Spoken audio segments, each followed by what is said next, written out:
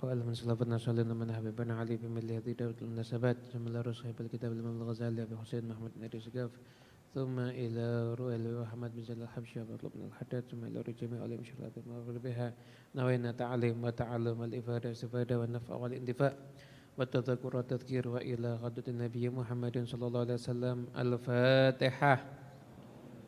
من الشيطان الرجيم. بسم الله الرحمن الرحيم. الحمد لله رب العالمين الرحمن الرحيم مالك يوم الدين إياك نعبد وإياك نستعين اهدنا الصراط المستقيم صراط الذين أنعمت عليهم غير المغضوب عليهم ولا الضالين آمين.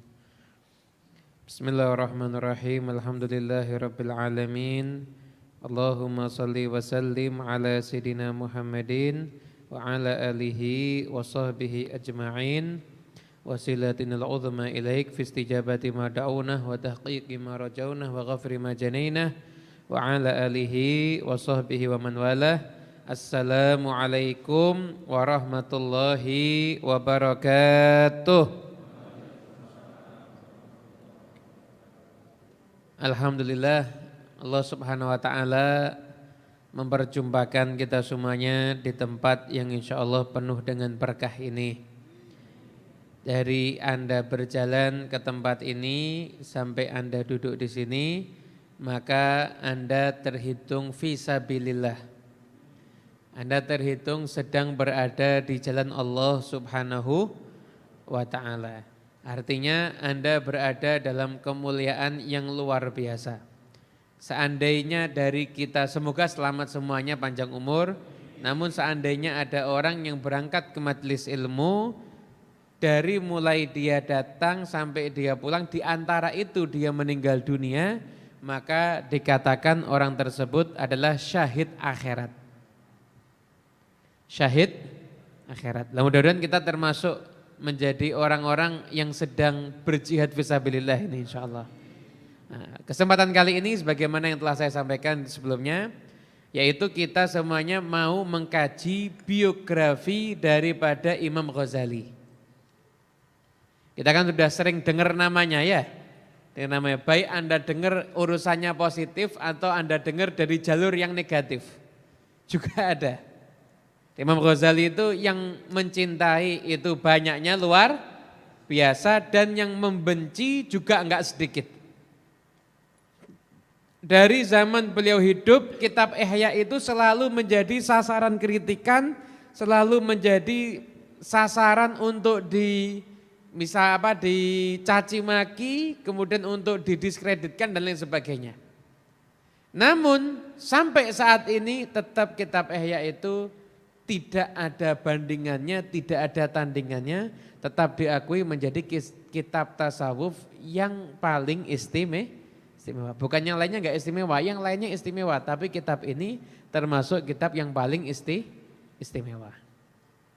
Itu kitab Ihya Ulumuddin. Lalu malam ini kita akan mengkaji tentang Imam Ghazali.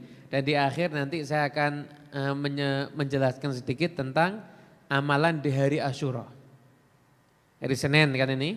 Besok Sabtu kan itu sudah masuk hari Asyura. Sabtu itu kan sudah masuk hari Asyura, lalu amalan-amalan apa yang bisa kita lakukan ada di hari Asyura, insya Allah nanti akan kita bahas bersama. Matiin dulu apa ini? Matiin dulu. Udah aja serius. Ya, saya sebenarnya dari minggu-minggu sebelumnya itu, saya cari tulisan biografi Imam Ghazali yang paling bagus itu di mana. Sampai kebetulan kan kita punya kitab Syarah Ihya. Ihya Ulumuddin itu kalau Darul Minhaj aja itu udah 10 jilid. Kalau biasa cetakan biasa itu 4 atau 5 jilid, itu mesti ada yang mensyarahi. Sayyid Murtadha Az-Zabidi. Saya cari di Muqaddimah Syarah Ihya, banyak itu biografi Imam Ghazali, cuma terlalu panjang. Akhirnya saya tadi nyari-nyari iseng-iseng kok saya dapat. Saya kemudian punya kitabnya Imam Ghazali judulnya Minhajul Abidin. Ini kitab yang terakhir ditulis oleh Imam Al-Ghazali. Ini saya lihat nih kalau biasanya cetakannya bagus, di depannya tuh ada biografi penulisnya. Nah, saya lihat subhanallah alhamdulillah ada biografi penulisnya. Nah, yang buat saya kaget lagi, biografi penulisnya ini yang nulis itu masih sepupu kakek dari jalur ibu. Kakek saya dari jalur ibu itu namanya Saleh bin Ahmad bin Hadi. Ini yang nulis biografi ini sepupu beliau Habib Husain bin Muhammad bin Hadi. Jadi ini sekalian saya niatin Birrul Walidain juga ini.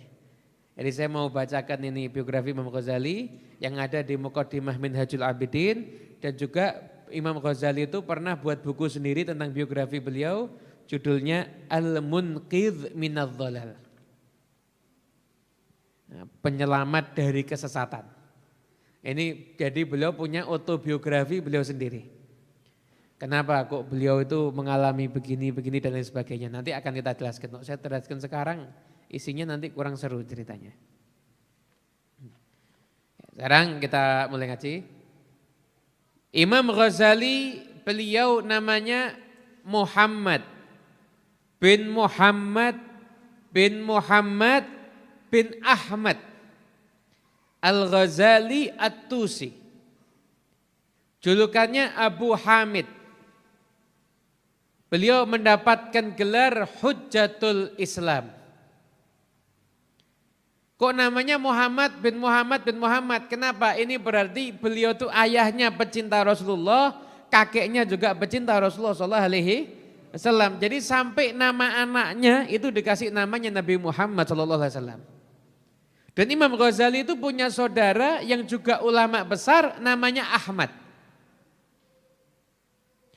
Jadi dua bersaudara, satu Muhammad, satu Ahmad. Ayahnya namanya juga Muhammad, kakeknya namanya juga Muhammad, ayah dari kakeknya namanya Ahmad. Itu Imam Ghazali. Lahir daerah Tus. Tus itu satu kota di bagian, kalau sekarang ini masuknya bagian negara Iran. Bagian negara Iran. Daerah Tus. Tus itu kota kecil biasa, tidak ada kota yang istimewa kecuali hanya Imam Ghazali lahir di situ aja. Itu keistimewaan kota itu. Dan sampai sekarang makamnya Imam Ghazali berada di sana. Jadi kota ini hanya dikenal dengan satu orang ulama yaitu Imam Ghazali. Walaupun setelah itu tentunya banyak, namun yang paling masyhur yang kita kenal sampai sekarang adalah Imam Ghazali. Mudah-mudahan kapan-kapan kita ziarah ke sana insyaallah ya. Amin. Tapi ongkos sendiri-sendiri ya. Imam Ghazali lahir tahun 450 Hijriah. Meninggalnya nanti beliau tahun 505 Hijriah. Berarti umur Imam Ghazali ketika meninggal berapa? 55 tahun. Bayangkan hidupnya cuma 55 tahun, sekarang kita kenang biografinya. Ini namanya umur yang barokah. Beliau di sana, di kota Tus itu banyak ada, ulama-ulama ada. Namun yang pusatnya ulama itu ketika itu ada di daerah Khurasan, ada di daerah Nisabur, ada di daerah Baghdad, ada di daerah Damsyik, di Damaskus. Itu sentral ulama di situ. Beliau di situ ya ada ulama tapi nggak banyak. Nah, Imam Ghazali itu keluarganya adalah keluarga yang orang-orang baik. Ayahnya itu sangat perhatian dengan urusan ilmu agama. Ayahnya Imam Ghazali itu Ghazal, tukang pintal benang. Ghazal, mungkin istilah Al-Ghazali dari kata itu mungkin. Al-Ghazal. Beliau itu tidak pernah makan kecuali dari hasil kerja tangannya sendiri.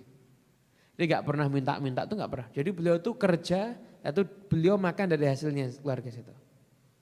Dan terkenal ayahnya Imam Ghazali ini melazimi majelisnya para ulama. Dia sering datang ke majelisnya para ulama, sering datang ada ulama buat tabligh akbar, beliau hadir. Ada ulama buat kajian fikih, beliau hadir. Beliau tuh kalau sudah datang ke tempatnya ulama yang ngajar fikih, selesai ngajar beliau doa, ya Allah saya nggak bisa jadi orang alim kayak begitu. Semoga anak saya nanti menjadi orang yang alim. Nanti kalau datang ke tempatnya para ulama yang ahli tasawuf, doa lagi, ya Allah semoga anak saya menjadi ahli tasawuf. Nanti kalau datang ke tempatnya ulama yang ahli ceramah, beliau doa lagi, ya Allah semoga anak saya menjadi orang yang ahli ceramah. Hingga akhirnya beliau punya kedua orang putra, yang satu Imam Ghazali yang gak kita ragukan lagi kehebatannya, yang kedua namanya Ahmad. Kalau Imam Ghazali itu fokus ngajar dan menulis kitab, Ahmad saudaranya adalah seorang penceramah ulum. Jadi doa ayahnya Imam Ghazali dikabulkan oleh Allah Subhanahu wa ta'ala. Pertanyaannya, jenengan hadir kajian Senin udah sering ya? Doa minta anaknya jadi ulama kayak Habib Abdullah Al-Haddad, kayak Imam Ghazali sudah apa belum? Belum, mulai hari ini doa ya. Nah doa, ya Rabbi Allah Imam Ghazali kok hebat, mudah-mudahan anak saya nanti kayak Imam Ghazali. Kemarin dengarkan Habib Abdullah Al-Haddad, ya Allah Habib Abdullah Al-Haddad kok hebat benar. Mudah-mudahan nanti anak saya seperti Habib Abdullah Al-Haddad. Gitu ya. Itulah kita kadang hadir pengajian pulang ke rumah, kadang-kadang isi kajiannya nggak dibahas. Bahasnya kopinya kurang manis itu aja. Kopinya kok kurang manis, rotinya kurang gede kok begini dan lain sebagainya. Itu ayahnya Imam Ghazali ini harus kita tiru. Jadi setiap selesai pengajian beliau langsung berdoa agar anaknya menjadi para ulama. Dan benar Allah SWT wujudkan putra-putra beliau menjadi seorang ulama yang soleh. Dan putra-putra kita juga insya Allah. Lah Imam Ghazali ternyata waktu kumpul dengan ayahnya itu enggak lama. Ketika beliau dan saudaranya itu masih kecil, ayahnya ini meninggal dunia. Sebelum ayahnya ini meninggal, ayahnya ini datang ke rumah temannya yang dikenal orang baik, orang soleh. Kemudian beliau ngasih sejumlah harta. Saya ini bukan orang kaya, ini adalah harta yang saya miliki. Tolong saya titip kalau saya meninggal dunia nanti, kedua anak saya ini kamu didik, kamu nafkahkan harta ini untuk kepentingan mereka berdua agar mereka menjadi ulama. Saya sudah kehilangan kesempatan untuk menjadi ulama, semoga anak saya bisa menjadi seorang ulama. Akhirnya gak lama setelah itu meninggal benar ayahnya. Diambil Imam Ghazali dan saudaranya Ahmad dirawat di situ. Diajarin, dibiayai sampai akhirnya karena ini juga orang miskin, uangnya ayahnya habis. Akhirnya ini tadi yang dipesenin bilang sama Imam Ghazali sama saudaranya, "Nah, kamu tahu saya ini selama ini menafkahi kamu, total nih semua uang saya buat untuk nafkah kamu itu tinggalan dari ayahmu. Dan saya ini orang miskin, saya nggak punya duit, saya orang fakir. Saya usul karena kamu tuh masih punya kesempatan, kamu masih senang belajar, kamu masuk aja ke madrasah mungkin sekarang kayak pondok pesantren. Kamu tinggal di sana. Dan nanti di madrasah itu kan kamu dibiayai semuanya. Nah, pakaian kamu dibiayai, kemudian makan kamu dibiayai, tempat tinggal kamu itu semuanya ada. Jadi kamu belajar di sana saja. Benar akhirnya Imam Al-Ghazali ketika itu belajar di pondok tersebut, Imam Ghazali. Jadi taruh atas yang ini tidak enak nanti. Menimbulkan kecemburuan sosial akhirnya. Biasanya kalau ada sesuatu itu sudah dilihat sama orang banyak dan diincar sama orang banyak nanti kena ain biasanya. Semoga ini gelasnya gede sendiri nggak kena ain ini insyaallah ini. Jadi tidak mampu membiayai, akhirnya satu dititipkan di pondok pesantren. Akhirnya Imam Ghazali masuk ke pondok pesantren. Berarti pertama kali niatnya Imam Ghazali ke pondok pesantren mau cari ilmu atau cari nafkah hidup? Nafkah hidup kan? Sampai-sampai itu beliau abadikan dalam perkataan beliau, talabnal ilma li ghairillah fa'abal ilmu illa ayyakuna lillah. Aku ini awal mencari ilmu bukan karena Allah. Tapi ilmunya enggak mau kecuali harus saya cari karena Allah Subhanahu wa taala. Di akhirnya beliau ketika memang awalnya mencari ilmu bukan karena Allah, namun akhirnya ilmunya itu beliau dapat setelah beliau mencarinya karena Allah Subhanahu wa taala. Imam Ghazali. Kemudian saya itu Imam Ghazali belajar di madrasah tersebut. Belajar dan terkenal beliau itu jadi pemuda yang pintar. Ketika beliau sudah mulai pintar, beliau mondar-mandir ke daerah Jurjan. Nah, Jurjan itu ada ulama, namanya Abi Nasr Al-Ismaili. Itu suka nyambut, suka ngurusin para santri. Imam Ghazali mondar-mandir ke Jurjan. Dan ketika itu beliau nulis semua ilmu yang beliau dapat di satu kertas, kumpulan kertas begitu. Kasih nama Ta'liqat, ada catatan-catatan begitu. Nah suatu ketika Imam Ghazali cerita sendiri, saya ketika pulang dari Jurjan mau ke daerah Tus, maka ketika itu tiba-tiba datang pencuri. Pencuri itu ngambil semua barang saya termasuk kertas saya ini. Diambil semua sama pencuri. Ketika itu Imam Ghazali lihat nih pencuri, diambil barang saya. Diikuti sama Imam Ghazali, masih kecil. Ketika diikuti sampai ke markasnya para pencuri. Nekat nih Imam Ghazali. Sampai sana bilang, saya minta kepada kalian, barang saya semuanya kalian ambil enggak apa-apa. Tapi kertas-kertasnya ini jangan kalian ambil. Ini kertas saya keliling kemana-mana, saya nyatet ilmu, saya taruh di situ semuanya. Barangnya kalian ambil enggak apa-apa, toh kertas ini juga enggak bermanfaat buat kalian. Kalian balikin kepada saya, nanti hartanya sekalian, kamu ambil semuanya, enggak ada masalah. Kata pimpinan pencurinya, berarti ilmu kamu semuanya di kertas ini ya? Iya, kalau gitu kamu enggak punya ilmu. Kalau kertasnya dicuri, ilmu kamu juga hilang. Disindir nih sama kepala pencuri ini. Imam Ghazali akhirnya mikir, benar juga ya. Setelah sama pencurinya dikembalikan itu tumpuan kertas itu, kata Imam Ghazali, ini nasihat buat saya tapi lewat lisannya pencuri. Saya harus belajar dan saya apalkan itu semuanya. Akhirnya Imam Ghazali setelah itu bukan menulis ilmu, menghafal ilmu. Hanya Masya Allah, Imam Ghazali itu dari mudanya aja ilmunya semuanya mau dihafalin. Semuanya mau dihafalkan. Itu kecerdasannya Imam Al-Ghazali. Dan lihat bagaimana Allah Subhanahu wa taala itu kadang-kadang ngasih petunjuk kita enggak harus lewat hal-hal yang kita anggap sakral ya. Kadang-kadang lewat pencuri juga bisa ya. Dulu ada ulama besar, kalau ditanya sama orang guru kamu siapa? Dia jawabnya guru saya itu Wang Wong. Tahu Wang Wong? Kumbang tinja. Iya kumbang tinja Wang Wong itu ya. Bahasa Indonesianya apa Wang Wong? Pokoknya itu ya. Apa?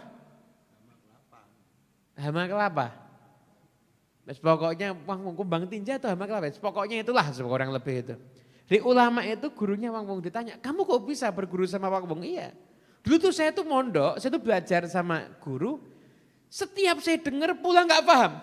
Dengar lagi pulang nggak paham-paham. Sampai saya tuh udah mau putus asa. Ketika saya mau putus asa, saya jalan ke masjid, saya lihat ada wangbong mau naik ke kubah masjid. Di wangbong ini naik, udah sampai dekat atas merosot. Naik lagi, merosot lagi. Naik lagi, merosot lagi. Saya bingung, saya liatin terus. Ini wangbong nggak capek-capek ya, naik, merosot, naik, merosot. Mbok sudah nggak usah naik. Akhirnya dia masuk masjid sholat. Selesai sholat, salam, penasaran. Wangbongnya kabarnya gimana ini? Jadi mikirin nasibnya wangbong dia selesai sholat. Akhirnya setelah itu dia cepat-cepat keluar, dilihat wangbongnya sudah di atas. Akhirnya bukan di atas sana kok, lihat ke atas semuanya. Di atas masjidnya sana itu loh. Masa saya nunjuk ke sana kok langsung lihat sana semuanya tadi. Wangbongnya itu sudah di atas. Akhirnya dia berpikir, nah kalau wangbong aja nggak kenal putus asa, akhirnya juga bisa, maka saya pun juga pasti harus bisa. Kira-kira mau belajar sama wangbong apa enggak ini? Ya semoga insya Allah tanpa harus belajar sama wangbong kita insya Allah sudah dapat yang lainnya ya. Itulah Imam Ghazali, dari kecil beliau itu sudah cinta sama ilmu luar biasa, ngaji ilmu luar biasa, bahkan ketika kertasnya itu dicuri akhirnya semuanya itu beliau hafalkan. Itulah Imam Ghazali. Setelah itu beliau ketika daerah Jurjan, daerah itu sudah semuanya, beliau akhirnya safar ke daerah Neisabur. Daerah Neisabur. Sampai daerah Neisabur, maka beliau berguru dengan ulama yang paling hebat ketika itu ada di masa itu, yang bernama Imamul Haramain. Itu ulama hebat itu, Imamul Haramain itu. Julukannya kok Imamul Haramain kenapa? Nama aslinya Imam Al-Juwaini. Kok dapat gelar Imamul Haramain kenapa? Karena di masa beliau muda, beliau menyaksikan ketika itu Mekah dan Madinah keilmuannya kurang hidup. Akhirnya beliau itu pergi ke Mekah, pergi ke Madinah, beliau ngajar dakwah sampai akhirnya di Mekah Madinah banyak ulamanya. Setelah itu beliau balik lagi ke Neisabur, tapi gelarnya sudah diberikan oleh para ulama dan para masyarakat yang ada di saat itu, mendapatkan gelar Imamul Haramain. Dan imamnya Mekah dan Madinah, hebat. Ini belum ada nih ulama gelarnya seperti ini. Imamul Haramain, namanya Imam Al-Juwaini. Nah, ketika Imam Al-Juwaini itu dikatakan dalam sebuah kitab yang pernah kita baca, muridnya itu sampai puluhan ribu ketika itu. Udah sampai puluhan ribu. Ketika beliau meninggal itu yang nangisi banyaknya luar biasa. Namun ketika itu beliau sebelum meninggal dunia, Imamul Haramain ternyata punya satu murid kesayangan. Siapa murid kesayangan beliau? Yaitu Imamul Ghazali. Ghazali datang ke sana, belajar di sana, sampai akhirnya masyhur. Imamul Ghazali jadi badalnya ustadznya, dan sampai bahkan gurunya mensifatkan muridnya apa? Al-Ghazali Bahrun Mughrik. Ada lagi di tag yang lain Bahrun Mughdik. Ghazali ini lautan samudra yang bisa menenggelamkan. Dari ilmunya luasnya sampai dibilang seperti lautan. Yang ngomong bukan dirinya sendiri. Sekarang kan banyak orang ngasih gelar dirinya sendiri. Al-alim, al-alamah, al-arif billah. Padahal itu dirinya sendiri. Atau yang ngasih gelar itu bukan masyarakat awam. Yang ngasih gelar ulama yang mungkin saat itu terhebat di dunia. Ngasih gelar Imam Ghazali apa? Bahrun Mughrik.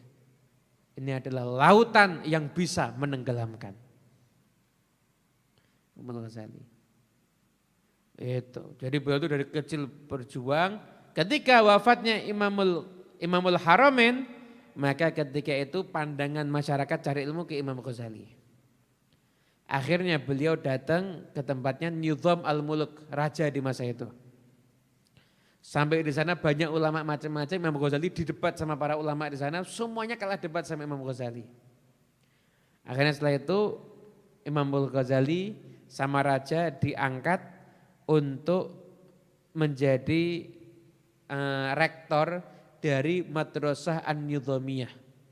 Jadi pusat pendidikan Islam terhebat di dunia di masa itu. Rektornya siapa? Imam Ghazali. Tahun berapa itu? Tahun 484 Hijriah. Berarti lahir 450, 484. Berarti ketika itu usianya berapa? 34 tahun usia beliau itu sudah mendapatkan gelar Hujjatul Islam. Kenapa kok Imam Ghazali mendapatkan gelar Hujjatul Islam? Karena semua aliran-aliran sesat, baik yang aliran daripada ilmu penyelewengan, ilmu tauhid, ataupun aliran penyelewengan batiniyah ketika itu, ataupun orang-orang ahli filsafat, semuanya sudah dikalahkan sama Imam Ghazali. Tidak ada yang pernah menang debat sama Imam Ghazali ketika itu. Sampai-sampai beliau umur segitu dapat gelar apa? Hujjatul Islam. Hujjahnya agama Islam Al-Ghazali. Umur 34 tahun ketika itu. Megang jadi pemimpinan Madrasah Nizamiyah. Wah ketika itu luar biasa Imam Ghazali. Enggak ada satupun perkataan Imam Ghazali kecuali itu menjadi satu rujukan fatwa untuk setiap ulama yang ada di zaman itu. Semuanya begitu. Ya sampai itu semua terjadi dari tahun 484 Hijriah sampai 488 Hijriah. Sampai tahun 488 Hijriah, ini yang paling penting ini. Imam Ghazali tiba-tiba mengalami satu perubahan yang mendadak. Beliau itu tiba-tiba merasa ilmu ini saya cari bukan karena Allah Subhanahu wa taala. Saya hanya menikmati pangkat. Saya ini belum ikhlas karena Allah Subhanahu wa taala ketika itu. Ketika itu Imam Ghazali sudah jadi pimpinan Madrasah Nizamiyah. Itu kira-kira fasilitas negara mengalir apa enggak? Mengalir. Imam Ghazali ketika itu hartanya banyaknya luar biasa, rumahnya bagusnya luar biasa, hidup beliau itu semuanya full fasilitas. Dan rajanya Nizam al-Muluk itu terkenal pecinta ulama.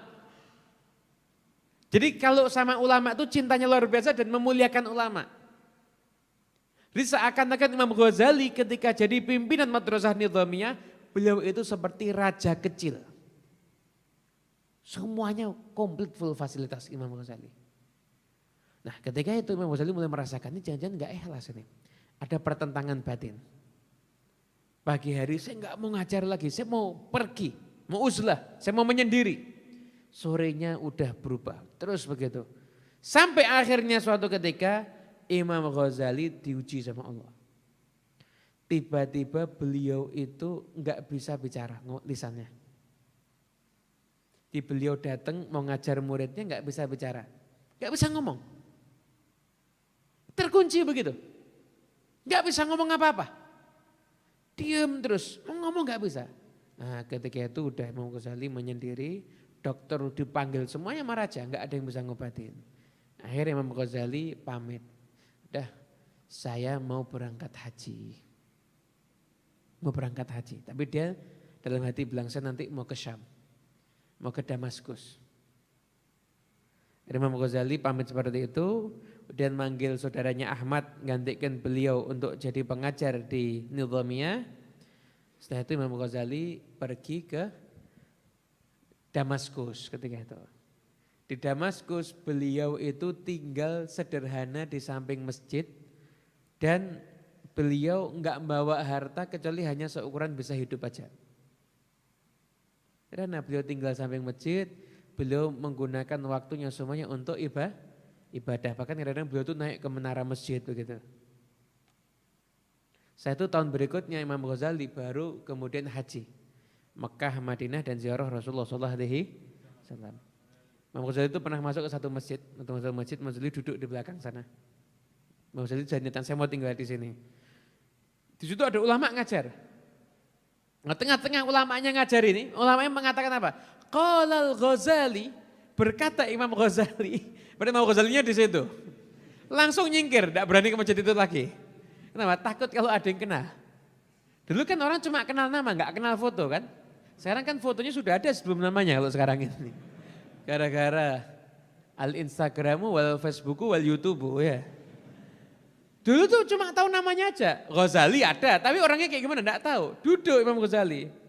Lagi enggak pengen ketemu orang. Yang ngajar bilang qala al-Ghazali. Jadi yang ngajar itu ternyata ngerujuk ke Imam Ghazali. Terus menyendiri. Akhirnya beliau mulai menulis kitab Ihya Ulumuddin. Kata Habibullah Al-Haddad, biwad'ihil ihya'a faqa faya lahu min jami'in wa kamithlihi lam yudha'i. Setelah beliau menuliskan kitab Ihya, maka beliau mengungguli semua ulama. Betapa hebatnya kitab Ihya, yang kitab seperti itu tidak pernah diterbitkan lagi dimanapun juga. Ada beliau itu sering duduknya di zawiyahnya Syekh Nasr Al-Maqdisi. Duduk di sana, kemudian setelah itu beliau nulis sampai akhirnya jadilah kitab Ihya Ulumuddin dan sebagian kitab-kitab yang lain seperti Al-Arba'in Al-Asl dan lain sebagainya. Nah, ketika itu Imam Ghazali berlangsung dari tahun 488 Hijriah sampai beliau itu menyendiri sampai berapa tahun? 499 Hijriah. Berarti berapa lama Imam Ghazali? 11 tahun. Anda bayangin 11 tahun menghilang. 11 tahun menghilang. 11 tahun itu kalau dari sekarang ketemunya baru 2031. Sekarang ini ketemunya baru 2031. 11 tahun yang lalu tahun 2009. Anda bayangin 2009 kita lagi ngapain? Masa 11 tahun itu Imam Ghazali menghilang, beliau itu fokus zuhud ibadah sampai akhirnya beliau kembali lagi. Kemana beliau kembali? Beliau kembali ke Baghdad, setelah itu beliau kembali ke Khurasan, setelah itu beliau di Baghdad sempat ngajar Ihya bentar, setelah itu beliau kembali ke kampungnya. Kembali ke kampungnya, Imam Ghazali. Tahun 499 ketika itu. Nah, ini saya minum teh dulu, yang lainnya saya minum, saya tok yang belum ini.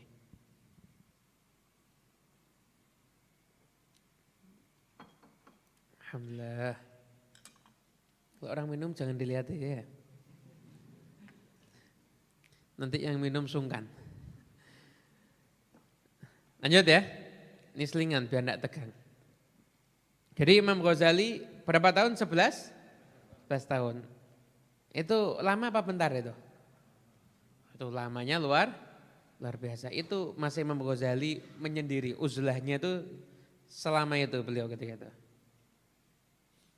Kemudian setelah itu Imam Al-Ghazali kemudian menyendiri di daerahnya menyendiri.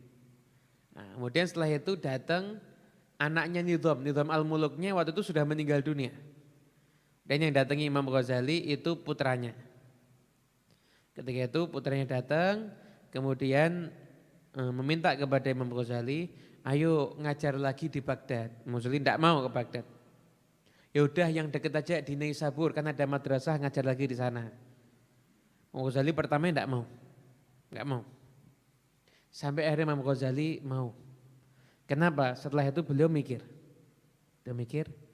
sekarang ini bisa dilihat kata beliau, penyakit sudah parah. Penyakit cinta dunia itu sampai ulamanya juga cinta dunia kata beliau. Cinta pangkat, seneng kalau punya pengikut banyak. Seneng kalau viral. Ini Imam Ghazali viral malah minggir. Orang sekarang gimana caranya biar viral, kan aneh kan? Anda sekarang kalau mau viral gampang. Satu aja caranya, nyeleneh, viral pasti. Cuma kan ada terkenal karena tercemar dan lain sebagainya, ya kan? Jadi ini Imam Ghazali, viralnya Imam Ghazali ini, itu justru beliau akhirnya malah bersembunyi. Nah, bayangkan ketika itu sudah penyakitnya masyarakat udah semakin parah, kata Imam Ghazali ini nggak bisa, saya diem ini harus diobatin. Kemudian setelah itu Imam Ghazali bingung, saya ini tetap ngajar lagi apa enggak ya? Balik ngajar lagi apa enggak ya? Beliau mau ngajarkan kitab Ihya. Akhirnya kata beliau, saya akhirnya ketika itu saya mikir, ini gimana nih ya, saya ngajar lagi atau enggak ya? Kemudian setelah itu beliau mikir, jangan-jangan takutnya saya uzlah ini cuma karena malas ini. Malas saya ini jangan-jangan. Sedangkan beliau lihat para nabi, walaqad kudzibat rusulun min qablika fasabaru ala ma kudzibu wa udzu hatta atahum nasruna. Para nabi itu didustakan sebelum kamu wahai Muhammad, ini ayat Quran. Mereka sabar ketika didustakan dan mereka diganggu sampai datang pertolongan Allah. Berarti kalau orang itu mau berjuang fisabilillah harus siap menghadapi segala macam kan gangguan. Saya kok uzlah enak-enakan sedangkan umatnya Nabi Muhammad sudah ada yang sebagian ikut filsafat yang enggak beres, sebagian lagi ikut akidah yang enggak benar, sebagian lagi ikut aliran-aliran yang aneh-aneh. Kok saya diem? Akhirnya beliau ketika itu saya mau. Dan dari itu beliau menyatakan apa? Wandhafa ila dzalika manamatun minas shalihin katsiratun mutawatiratun. Ketika itu saya memutuskan kembali lagi ngajar, saya sudah bermimpi berjumpa sekian banyak orang soleh dan itu mimpi yang mutawatir yang menyatakan apa? Kalau saya kembali lagi ngajar maka insya Allah akan menjadi sebab hidupnya lagi agama Islam yang benar. Jadi musyawarah juga Imam Ghazali, istikharah juga sampai mimpi ketemu orang soleh Imam Ghazali. Baru setelah itu Imam Ghazali mau ngajar lagi. Imam Ghazali ngajar lagi, ketika itu kurang lebih beliau cuma ngajar 1 tahun. Ini baru 1 tahun, tahun 500 Hijriah beliau kembali ke kampungnya. Dan beliau membuat tempat sendiri untuk santri-santri dan beliau ngajar, enggak ada waktu kecuali beliau itu belajar sampai tahun 505 Hijriah beliau meninggal dunia. Dalam satu kisah, beliau itu ketika mau meninggal dunia, beliau itu sholat subuh, setelah itu beliau ngambil kafannya, diciumi kafannya, taruh di kepalanya, beliau mengatakan apa? Sam'an li amril malik, sam'an li amril malik. Saya taat, saya dengar perintahnya raja dari segala maharaja yaitu Allah Subhanahu wa taala. Enggak lama kemudian setelah itu beliau meninggal dunia. Imam Ghazali. Karangan kitabnya di mana-mana dan tersebar luas. Dan hatersnya Imam Ghazali itu enggak sedikit itu. Hatersnya Imam Ghazali itu banyaknya luar biasa. Anda tahu dulu kitab Ihya ini pernah ada gerakan ketika itu di daerah Maghrib itu sekarang daerah Maroko dan sekitarnya, gerakan mau membakar kitab Ihya bersama-sama. Yang ngajak ulama juga namanya Ibnu Herzihim. Satu kesiannya sama Ibnu Herzihim ini, Ibnu Herzihim tidak pernah dikenal prestasinya kecuali hampir membakar kitab Ihya, cuma itu aja. Ulama besar ini. Jadi cuma kita kalau tahu kenal Imam Ibnu Herzihim apa? Yo ini yang pernah membakar kitab Ihya ini. Kitab Ihya itu dihabisi ketika itu. Dan berasal ini kitab Ihya enggak benar ini. Imam Ghazali kok namanya Ihya Ulumuddin. Dinnya dia bukan dinnya kita itu. Sampai disindir-sindir begitu Imam Ghazali, enggak sedikit musuhnya. Ibnu Herzihim itu ngumpulkan orang, ayo kita bakar kitab Ihya. Hari Jumat selesai Jumatan kita bersama-sama kita bakar kitab Ihya, kita tinggalkan kitab Ihya ini.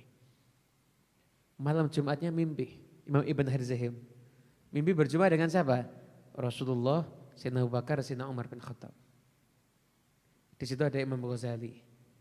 Ghazali lalu mengatakan, ya Rasulullah ini musuhku.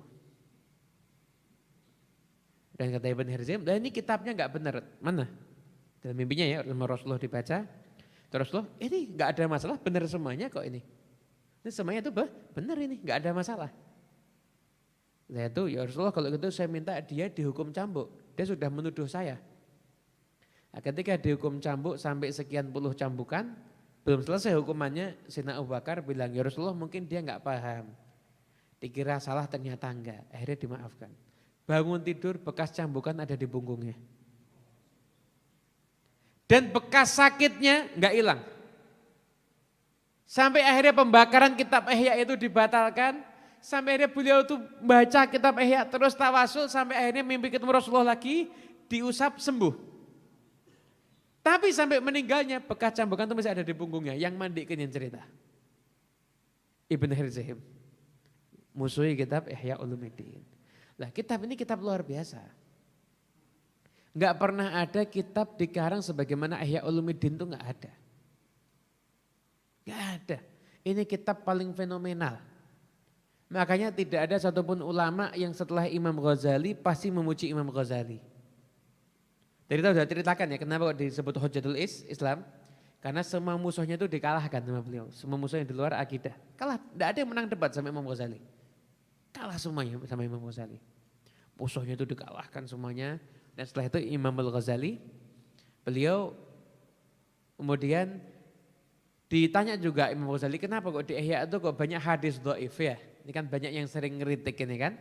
Yang sering lihat di YouTube itu ada ulama ngeritik kitab Ihya. Ngeritik kitab Ihya itu ya lihat levelnya dulu. Ini sekarang baca kitab kuning tidak bisa ngeritik kitab Ihya ini kan kejauhan ini. Makanya saya sampaikan ustadz-ustadz yang ada di zaman sekarang, kalau Anda ngeritik kitab Ihya, itu ibarat ada burung, mungkin burung yang kecil apa? Emprit ya. Burung emprit mau hinggap di pohon beringin, terus burungnya bilang sama pohon beringin begini, hati-hati ya, saya mau hinggap di situ. Kira-kira beringinnya, 1000 kamu hinggap aja nggak ngaruh. Masuk beringin akan goyang kalau dihinggapi sama burung emprit? Nggak akan, ya sama. Kadang-kadang orang itu kalau lawannya nggak sebanding itu mempermalukan dirinya sendiri. Orang mau ngeludahin matahari, kena siapa? Kena dirinya sama. Ngeritik Ihya, lah ilmunya seberapa? Itu kan Ihya banyak hadis dhaif. Imam Ghazali lebih ngerti hadis dibanding kita. Hadis dhaif dipakai boleh. Yang enggak boleh itu hadis maudhu. Lalu kenapa Imam Ghazali kok masukkan hadis dhaif kok enggak hadis sahih aja? Karena Imam Ghazali lebih senang kalau masih ada ucapannya Nabi, sekalipun itu dhaif lebih baik saya ngambil ucapannya Nabi daripada pakai ucapan saya sendiri. Itulah konsepnya Imam Ghazali. Tafsir Ibn Katsir juga banyak hadis dhaifnya. Tapi orang sekarang kurang ajar. Hadis dhaifnya dibuangi semuanya diganti Sahih Ibn Katsir. Ini namanya pelanggaran dalam dunia keilmuan ini. Hadis dhaif itu enggak ada yang mempermasalahkan dari dulu ini. Enggak ada yang ribut. Generasi setelah Imam Ghazali itu hanya enggak sesuai, enggak cocok dengan konsep Ihya-nya, bukan enggak cocok dengan hadis dhaifnya. Jadi enggak ada masalah kita tuh kalau mempelajari kitab Ihya Ulumuddin. Namun saya ingatkan ya, belajar kitab Ihya itu harus pakai guru. Harus pakai guru, jangan pakai terjemah. Ihya itu lebih luas daripada sekedar diterjemahkan. Ini karya fenomenal Imam Ghazali. Nah begitulah kehidupan daripada Imam Al-Ghazali. Ini kitab Al-Munqidh Nadhalal ini dikisahkan beliau itu dulu jadi ahli ilmu kalam, ilmu tauhid. Buat kitab, lawan, debat, semuanya kalah sama Imam Ghazali. Kemudian setelah itu tertarik dengan batiniyah. Batiniyah itu mirip ke arah sekte daripada Syiah, aliran Syiah. Dihabisi oleh Imam Ghazali semuanya. Sampai buat kitab Fadhaihul Batiniyah. Masuk ke ahli filsafat, dihabisi ahli filsafat sama Imam Ghazali. Buat kitab Tahafutul Falasifah. Nah, akhirnya kitabnya jadi karya yang bisa kita baca dan kita nikmati sampai sekarang. Dan kita semua insya Allah dapat keberkahannya Imam Ghazali insya Allah. Punya ada kitabnya Bidayatul Hidayah, ada juga kitab beliau itu Minhajul Abidin yang seperti yang saya bawa ini. Ini adalah bagian terakhir daripada kitabnya Imam. Dan dalam ilmu fikih karangan kitab Imam Ghazali banyak sekali. Total ada ulama yang pernah menghitung itu Imam Ghazali itu beliau punya karya itu sekitar 100 kitab dari semua fan ilmu. Dan ketika beliau meninggal dunia, fan ilmu yang paling beliau cintai adalah ilmu hadis. Jadi beliau itu ketika meninggal dunia itu dalam kondisi sedang berusaha menghafalkan Sahih Bukhari dan Sahih Muslim. Bayangkan usianya 50 tahun. Itu lagi usaha menghafalkan Sahih Bukhari dan Sahih Muslim. Makanya tidak ada kata terlambat untuk mencari ilmu. Inilah keutamaan Imam Ghazali. Insya Allah nanti Senin depan kita lanjut ngaji Risalatul Jami'ah lagi ya. Jadi kitab Risalatul Jami'ah itu mayoritas ngambil daripada Imam Ghazali. Saya kalau mau menceritakan karamahnya Imam Ghazali banyak sekali. Namun kehebatan-kehebatan beliau tadi sudah cukup melebihi kisah tentang karomahnya insya Allah. Imam Ghazali ketika meninggal enggak punya anak laki, cuma punya beberapa anak perempuan dan beliau cuma punya sedikit usaha untuk menghidupi dirinya dan itu yang dijadikan warisan. Para ulama itu detail tuh, untuk mengisahkan tentang kehidupannya Imam Ghazali karena perjuangan hidupnya itu benar-benar luar biasa. Nah, hadirin yang dimuliakan Allah Subhanahu wa taala. Sekarang nyalakan kipasnya boleh nih. Tadi saya masih mau semangat itu biar agak sekarang harus merasakan yang dingin-dingin sekarang ini. Monggo kopinya diminum. Saya minum teh.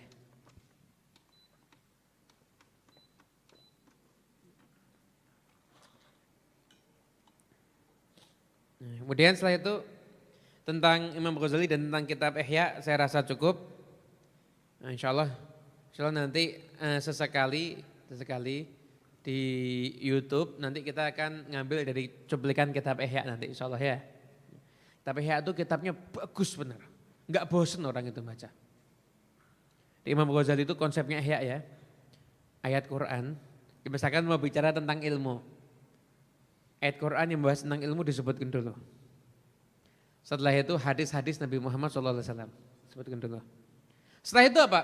Ucapannya sahabat dan para ulama disebutkan semuanya. Setelah itu baru diterangkan secara logika. Kenapa kok kita ini harus belajar ilmu? Kenapa ilmu itu sangat penting dalam kehidupan? Ilmu apa saja yang penting? Baru diterangkan semuanya.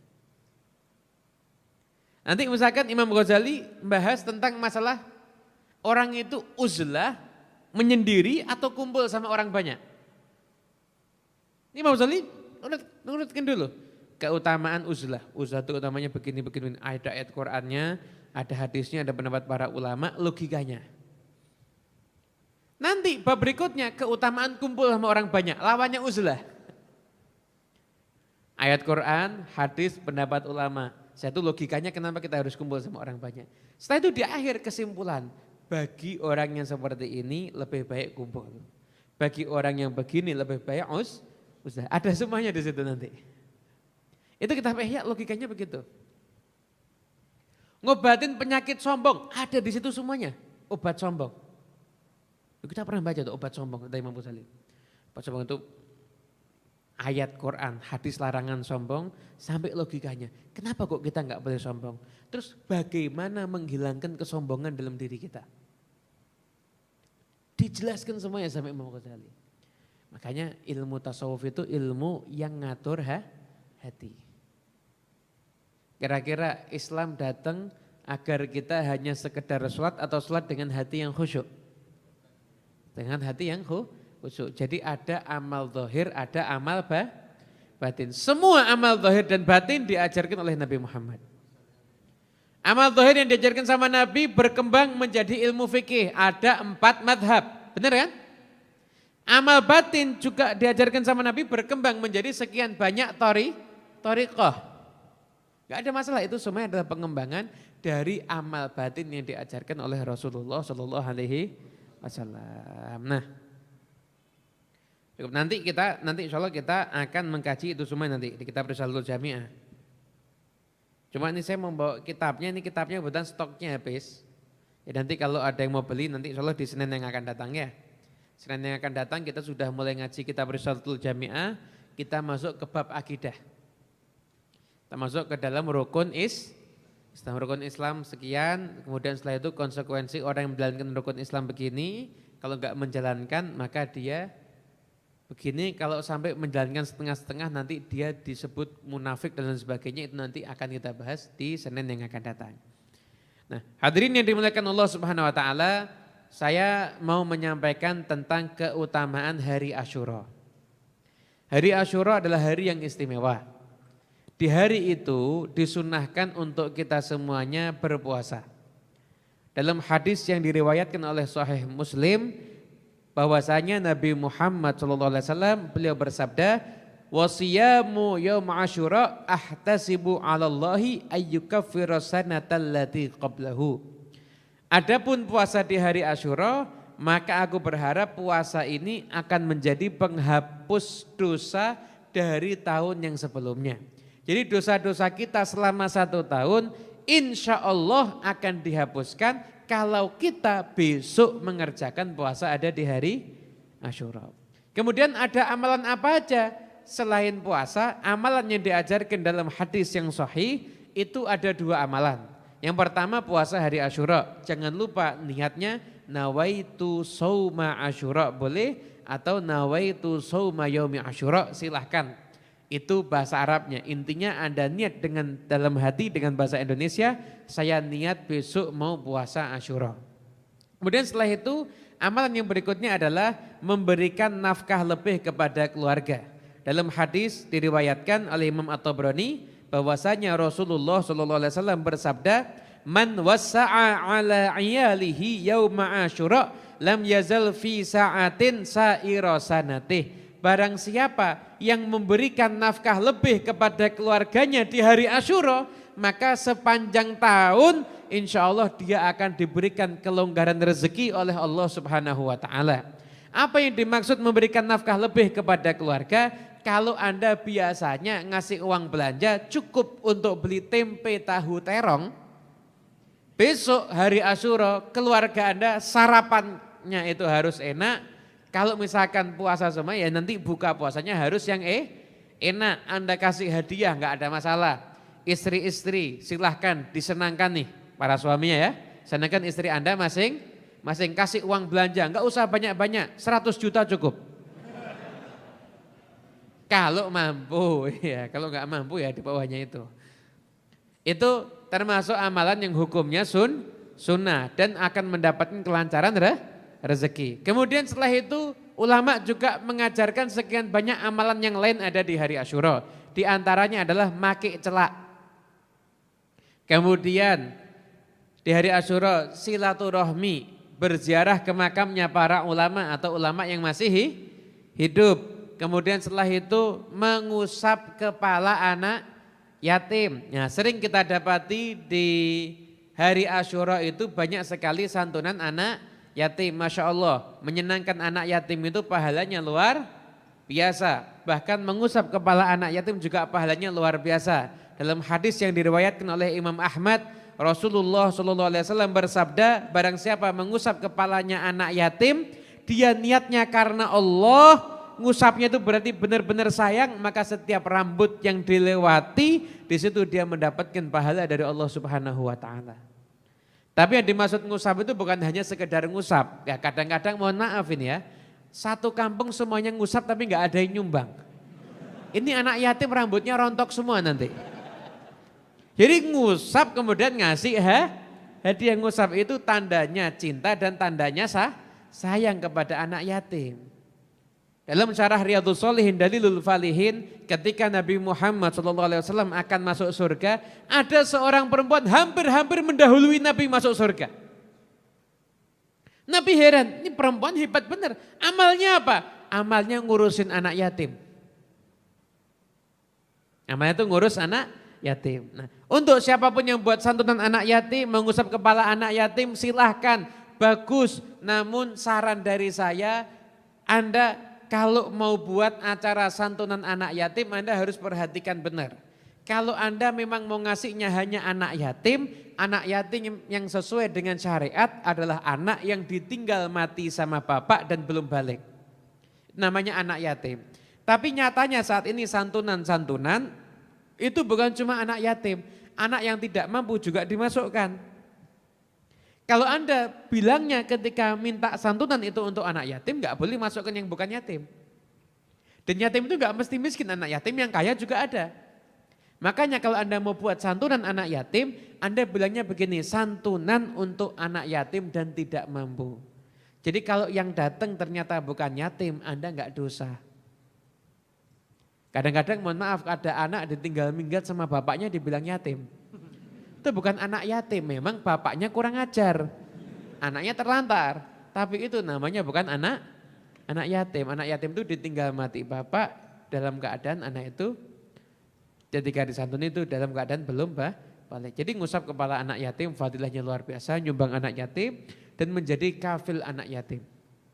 Dan Nabi, saya dan kafilnya anak yatim yang ngurusin anak yatim itu gandeng. Nabi sampai menggandengkan dua jarinya. Gandeng nanti di surga. Masya Allah luar biasa. Tapi Anda harus tahu kafil itu bukan cuma sekedar nyumbang. Ngurusin hidupnya, baik urusan dunianya sampai urusan agamanya. Anak yatim itu diurus beneran, kira-kira gimana yang terbaik untuk dia, dapat pendidikan yang cukup, baik pendidikan urusan agama ataupun pendidikan juga urusan umum yang lainnya. Itulah amalan-amalan yang bisa kita kerjakan nanti ada di hari Asyura, gitu ya. Jadi silahkan beramal soleh yang istimewa di hari Asyura. Kenapa? Biar dosa kita diampuni oleh Allah Subhanahu Wa Taala. Dan kalau kita ngasih nafkah lebih pada keluarga, rezeki dilancarkan selama 1 tahun. Amin ya Rabbal Alamin. Kadang-kadang ya ngasih nafkah lebih itu ya penting. Pentingnya itu melancarkan rezeki. Melancarkan rezeki. Bahkan kalau bisa jangan cuma Asyura, di hari-hari istimewa juga. Arafah gitu ya. Nanti yang utama itu ketika hari Asyura. Jadi hari Asyura itu hari makan enak. Kayak ibu-ibu, hari Asyura suaminya diingatkan ya Bu ya. Diingetin Bu, ingat ceramahnya Habib Muhammad, sampai kan gitu. Angkanya tadi jangan lupa Pak, angkanya tadi. Walau jatahnya segitu ya Masya Allah itu.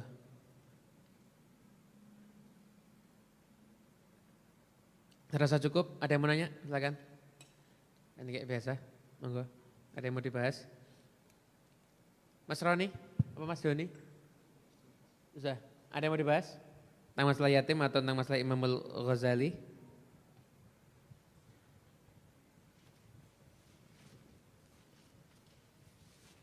Tidak ada ya? Oh ada, silakan.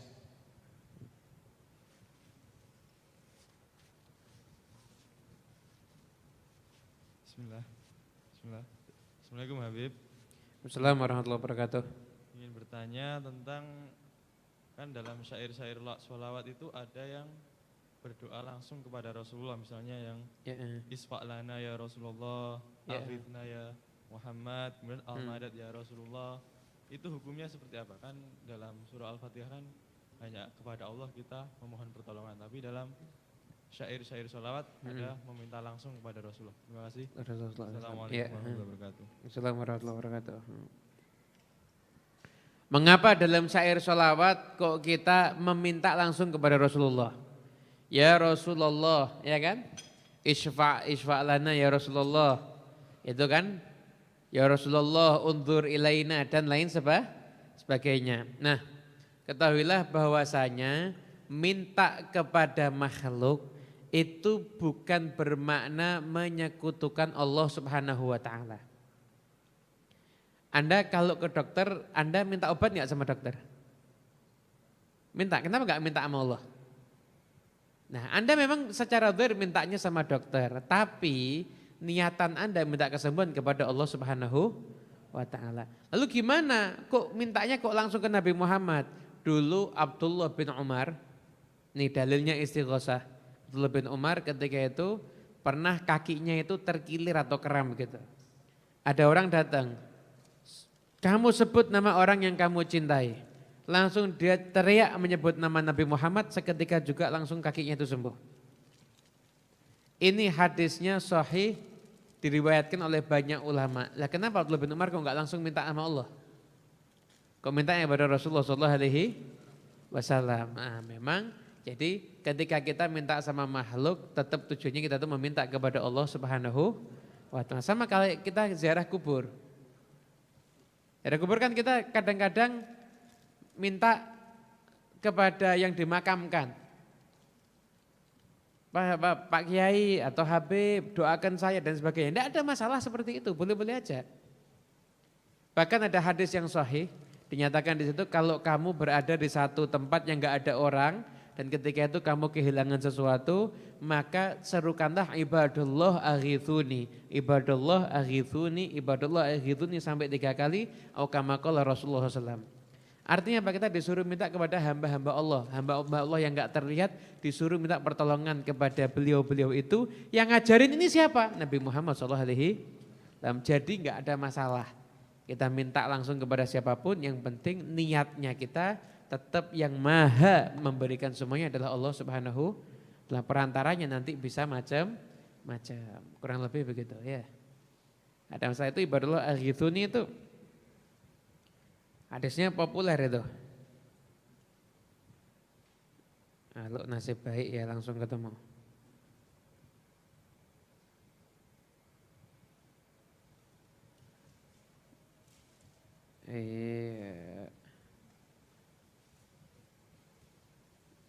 Ya ini.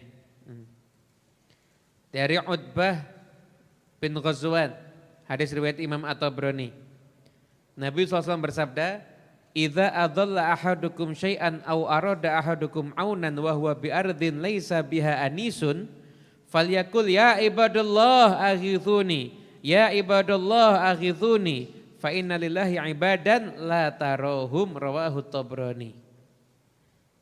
Yaitu jika kalian itu kehilangan sesuatu atau kalian ingin pertolongan dan kalian ada di satu tempat yang gak ada orang sama sekali, maka serulah, ya ibadallah, wahai hamba Allah tolonglah aku, wahai hamba Allah tolonglah aku, sesungguhnya Allah punya hamba-hamba yang kalian tidak bisa melihatnya. Jadi boleh, yang ngajarin malah Rasulullah SAW, gak ada masalah itu ya.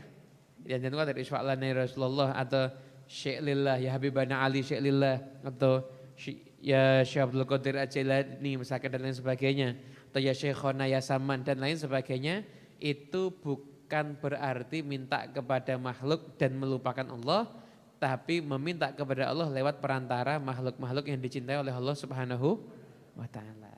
Itu mungkin. Ada lagi yang lain? Silakan. Ya, silakan. Assalamualaikum Beb. Assalamualaikum warahmatullahi wabarakatuh. Izin tanya Beb, ini umpama ada pohon mangga belum berbuah masih berbunga, itu dibeli ditebas sama orang, itu hukumnya gimana Beb? Terus seandainya berjalannya waktu ada pohon mangga yang sudah ada buah mangga yang sudah matang jatuh, diambil dimakan, gimana Beb? Makasih. Bismillahirrahmanirrahim. Adapun yang pertama adalah jual beli. Itu sudah kelihatan buahnya atau belum? Baru bunganya ya. Nah, pendapat mu'tamad mazhab Syafi'i enggak boleh. Mazhab Syafi'i itu tidak diperbolehkan. Namun yang enggak mu'tamad gimana? Ada keadaan yang bisa diperbolehkan namun dengan syarat dan kondisi tertentu. Kalau saya jelasin panjang nanti. Pokoknya intinya pertanyaan itu yaitu saya jawab begitu. Jadi kalau tidak darurat sebaiknya jangan ya. Dan kalau kita lewat ada pohon mangga jatuh dan kita makan hukumnya gimana? Haram. Kenapa? Itu kan bukan punya kita. Itu kan ada yang punya. Kecuali kita kemudian minta izin dulu baru makan, nggak ada masalah ya. Atau kita yakin ini pasti boleh. Kita kan yakin kita kenal sama orangnya dan yakin pasti boleh, itu baru diperbolehkan seperti itu. Ya. Kurang lebih begitu. Tapi kalau bisa ya beli ya, jangan nunggu jatuh. Kalau bisa beli jangan nunggu jatuh. Memang ada orang bilang kalau beli enggak enak Beb, kalau jatuh tuh rasanya lebih enak katanya gitu. Insyaallah. Ada lagi?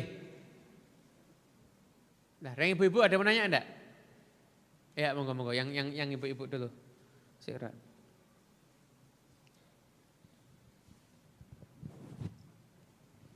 Edwin.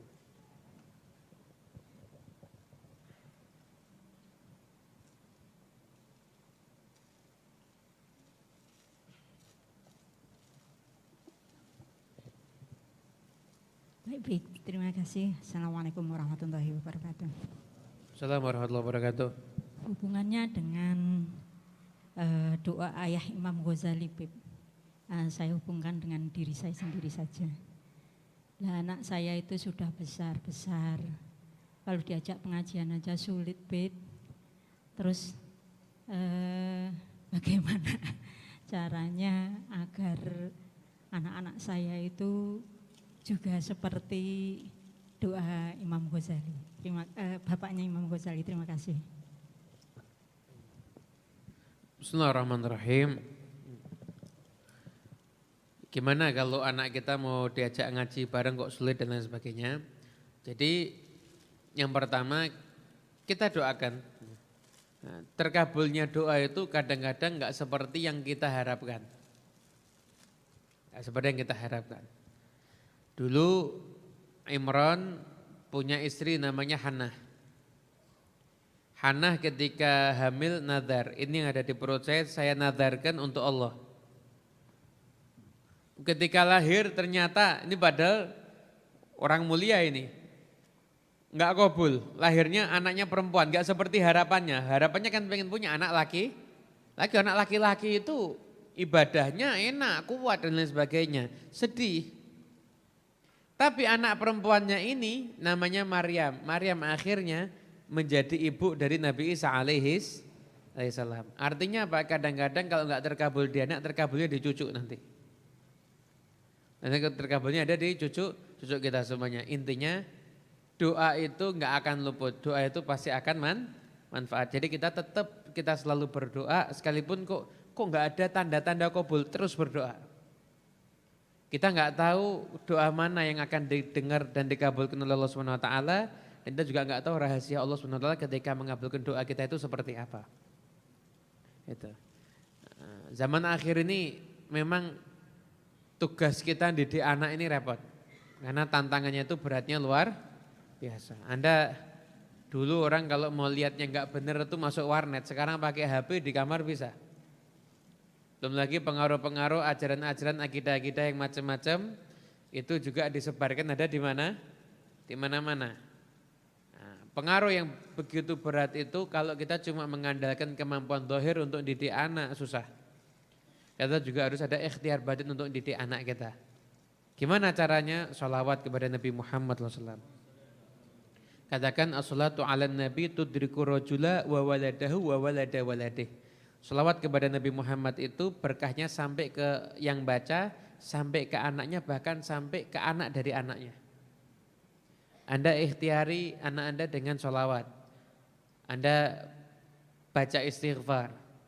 Anda berbanyak doa, ikhtiar batinnya ditambah. Anda bangun malam, kalau Anda lagi capek bangun malam, Anda ingat anak Anda keselamatannya di dalam doa-doa Anda, hingga akhirnya Anda mau bangun malam.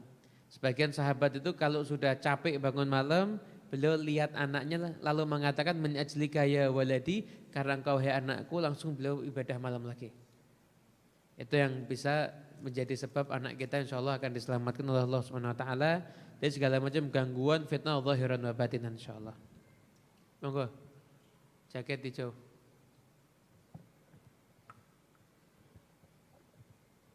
Jaket hijau. Itu orang dekat kamera. Ya. Monggo. Assalamualaikum Bib. Maskernya diturunkan dikit. Mas, ya. Enggak dengar. Assalamualaikum Bib. Assalamualaikum warahmatullahi wabarakatuh. Yang mengenai puasa Asyura itu ya. Sebelumnya kan ada tanggal 9, itu kan ada puasa Tausah. Tasu'a. Ya Tausah itu apakah benar atau tidak Bib? Ya, ya, insyaallah. Oke, yang sekalian yang satu yang di belakang tadi. Kok dua ya Nek? Yang mana dulu ini? Loh, kok tambah lagi? Cukup, salah satu aja. Yang itu ya, yang nanti yang lain diwakili. Assalamualaikum. Assalamualaikum warahmatullahi wabarakatuh. Yang saya hormati Al-Habib Muhammad bin Husain Al-Habsyi. Pertanyaannya, boleh nggak kita mengamalkan dzikir yang dzikir itu mungkin kita dapat dari ceramah Ustadz di YouTube atau di Instagram, dan dzikir yang bukan dari guru kita. Syukran. Jazakumullah. Ya, bismillahirrahmanirrahim.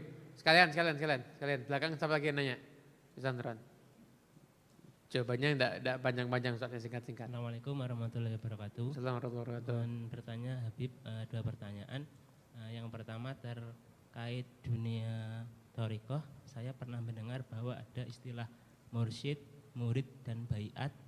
Mohon penjelasannya. Lalu yang pertanyaan kedua, apakah thariqah Alawiyah juga menerima murid yang bukan dari Bani Alawi? Ya. Assalamualaikum warahmatullahi wabarakatuh. Assalamualaikum warahmatullahi wabarakatuh. Kemudian Terakhir ada lagi. Si Sandron. Sudah ini terakhir loh ya. Jangan nambah, jangan ada yang angkat tangan lagi. Tidak menerima. Yuk, monggo. Bismillahirrahmanirrahim. Assalamualaikum warahmatullahi wabarakatuh, Bib. Assalamualaikum warahmatullahi wabarakatuh. Habib, kalau itu kan pingin usaha dagang gitu. Lalu ketika kita menyediakan barang dagangan, terus ada yang membeli. Lalu pembelinya itu menggunakan barang beliannya itu untuk hal yang buruk atau dosa. Misalnya dagang HP atau kuota internet. Lalu pembelinya itu menggunakan untuk berbuat dosa. Misalnya melihat konten yang buruk, melihat perempuan yang tak nutup aurat di sosmed, dan untuk komunikasi tindak kriminal. Dan hal tersebut tanpa sepengetahuan saya, tapi saya tahu pasti akan ada potensi untuk orang tersebut untuk melakukan hal tak baik tadi misalnya. Pernyataannya, apakah saya akan juga mendapatkan dosa, Bib, ketika pembeli tadi menggunakan hal yang buruk? Siap. Bismillahirrahmanirrahim. Pertama, apakah ada puasa Tasu'a? Puasa Tasu'a itu Nabi Muhammad SAW ketika beliau puasa Asyura, beliau mengatakan kalau saya masih hidup di tahun depan saya akan berpuasa di tanggal 9. Oleh karena itu ketika itu sudah menjadi satu hal yang direncanakan sama Nabi walaupun belum sempat dilakukan, tapi kan sudah disebutkan sama Rasulullah SAW, maka Tasu'a pun juga dinyatakan hukumnya sunnah. Dan memang 1 bulan Muharram ini setiap hari puasa juga hukumnya sunnah. Kenapa? Karena bulan haram itu disunahkan puasa. Dan paling afdalnya puasa setelah Ramadan adalah puasa di bulan Muharram. Jadi nggak ada masalah. Jenengan besok mau puasa sunnah. Rebo mau puasa sunnah. Kemis mau puasa double. Niat Kemis dan niat Muharram sunnah, nggak ada masalah. Sabtu besok puasa puasa Asyura itu bagus ya. Saya buat Beb, Kemis, Jumat, Sabtu sekalian, bagus. Ada riwayat, tapi riwayatnya ini dhaif. Barang siapa puasa di bulan haram, Kemis, Jumat, Sabtu berturut-turut, maka seperti ibadah sekian ratus tahun. Kalau kuat silahkan mengamalkan ya. Tuh. Kemudian pertanyaan yang kedua adalah berkaitan bagaimana kalau kita menerima ijazah ya. Ijazahnya saja kalau ada suatu saat Anda ketemu dengan orang yang memberikan ijazah tersebut, mungkin Anda bisa langsung minta ijazah kepada beliau. Itu aja. Tapi kalau sebelum berjumpa Anda mau mengamalkan itu sudah boleh. Silahkan amalkan, nggak ada masalah. Nggak ada masalah, barokahnya sama insya Allah ya. Kemudian setelah itu apa yang dimaksud dengan thariqah? Ada mursyid, ada murid, ada bayat. Nah ini kalau saya terangkan panjang. Tapi intinya namanya thariqah itu ada mursyidnya. Mursyid itu adalah yang pembimbingnya. Arsyada yursidu irsyadan fahuwa mursyidun. Orang yang bagian membimbing, mengarahkan ke jalan yang benar sesuai dengan ya. Thariqah alawiyah memang untuk urusan bayat itu tidak begitu masyhur. Jadi enggak begitu bahas urusan bayat. Namun thariqah alawiyah itu fokus mengajarkan apa yang menjadi ajaran daripada thariqah tersebut. Apakah kalau bukan keturunan Bani Alawi boleh mengikuti thariqah tersebut? Bukan saja boleh, sebagian besar pembesar daripada thariqah alawiyah itu selain daripada kalangan habaib. Ada yang marga al-amudi, ada marga al-khatib. Itu menjadi pembesar-pembesar daripada thariqah alawiyah. Jadi gurunya para habaib itu juga ada di antaranya mereka yang bukan daripada golongan para habaib. Jadi kalau mau ikut masuk thariqah alawiyah enggak ada masalah.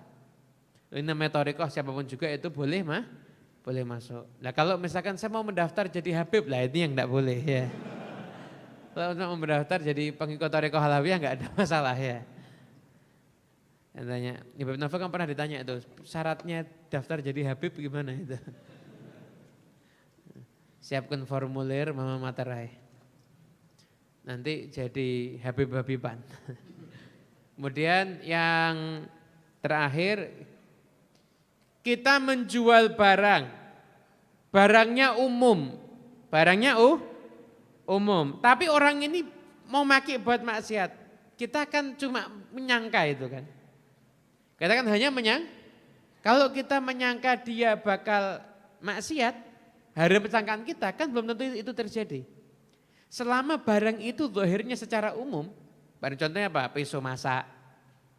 Dibuat bunuh kan kemungkinan kecil. Kemudian atau kota kan biasanya dibuat untuk komunikasi, enggak ada masalah. Tidak ada masalah. Yang mungkin yang agak harus kita perhatikan kalau memang zahir barangnya itu memang punya dua sisi. Contoh, jual pakaian mini.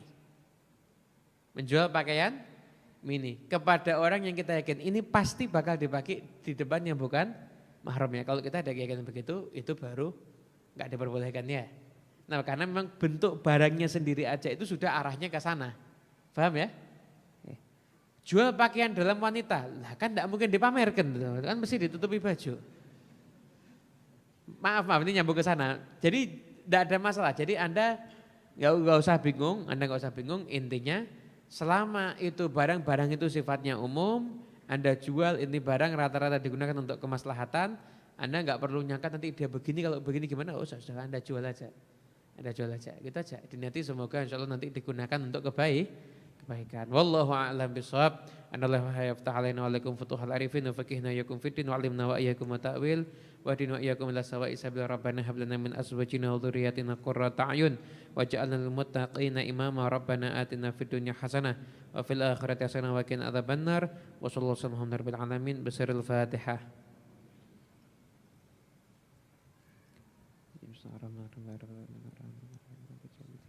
Ya kana budu wa iyyaka nasta'in shiratal mustaqim shiratal ladzina an'amta 'alaihim ghairil maghdubi 'alaihim waladdallin. Amin.